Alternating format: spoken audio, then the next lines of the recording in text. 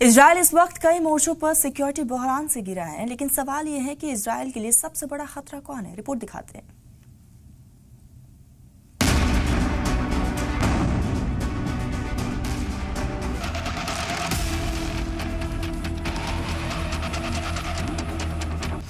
Israeli फौज इस वक्त कई मोर्चों पर घिरा हुआ है। सबसे बड़ा मोर्चा उसके घर के दरवाजे पर है। हमास ये एक तंजीम सिर्फ फौजी ताकत नहीं बल्कि एक आर्म्ड फैक्शंस है, जिसका मकसद इजराइल के जुल्म के खिलाफ जद्दोजहद करना है। कहा जा रहा है कि हमास का नेटवर्क गाजा की सुरंगों में छिपा हुआ है और वहां से इजराइल पर हमला करना चाहता है। वहीं दूसरी तरफ ईरान है, जो रीजनल पॉलिटिक्स में असर बढ़ाने के लिए हथियार और तकनीक के जरिए अपनी हिकमत अमली आगे बढ़ा रहा है। अब सवाल है, इजराइल के लिए सबसे बड़ा खतरा कौन है? इसका जवाब इजरायली अवाम ने अपने नजरिए से दिया है। इजराइल के 51% लोगों का कहना है कि ईरान से उन्हें ज्यादा खतरा है, तो वहीं 17% लोगों ने कहा हमास से ज्यादा खतरा है।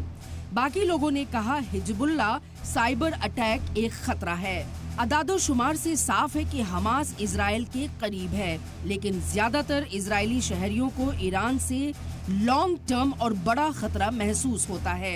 ये अदादोशुमार जेरूसलम पोस्ट की रिपोर्ट में प्यू रिसर्च सेंटर के हवाले से सामने आए हैं।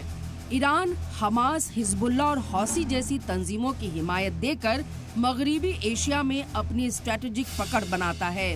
हमास एक सुन्नी तंजीम होते हुए भी ईरानी पॉलिसी के लिए अहम है। दोनों का मकसद इजराइल पर दबाव बनाना है। इस तरह यह रिश्ता केवल स्ट्रेटजी नहीं बल्कि नजरियाती सतह पर भी जुड़ा हुआ है। हमास की सलाहियों की बात करें तो हमास से इजराइल को फौरी सिक्योरिटी खतरा है। हमास तंजीम के लोग ईरानी ताउन से रॉकेट्स तामीर करते हैं। गाजा की सुरंगों का नेटवर्क इसकी स्ट्रेटेजिक पावर है। ईरान की सलाहियत की बात करें तो ईरान प्रॉक्सी वॉर और खुफिया हथियार सिस्टम्स में माहिर है। 2000 से ज्यादा मिसाइलों और ड्रोन का जखीरा है। IRGC और अल कुद्स फोर्स पूरे मिडिल ईस्ट में एक्टिव है। हाल के वक्त में इजरायली फौज ने हमास के कई ठिकानों को तबाह किया है और ईरान पर भी सिफारती और इक्तिसादी दबाव बढ़ा है। इसके बावजूद दोनों ही फरीक की सलाहियत इजराइल को परेशान करने और उसे चैलेंज देने के लिए काफी है।